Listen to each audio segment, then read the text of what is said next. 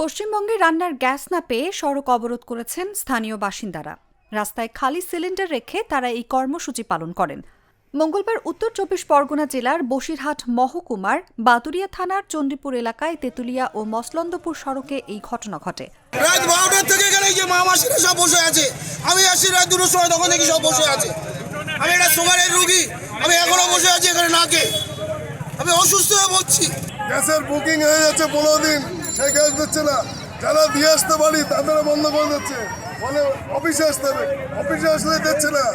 এইবার পুলিশ আসলো, পুলিশের অপেক্ষায় আমরা থাকলাম।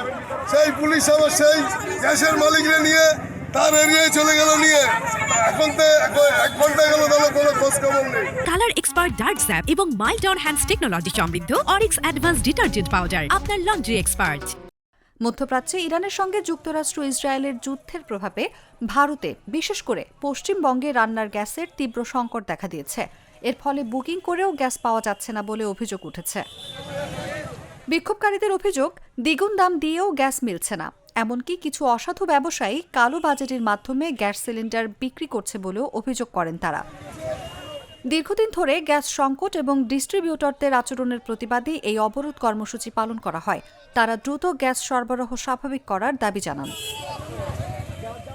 অবরোধের কারণে তেতুলিয়া ও মসলন্দপুর সড়কে কিছু সময় যানজট সৃষ্টি হয়।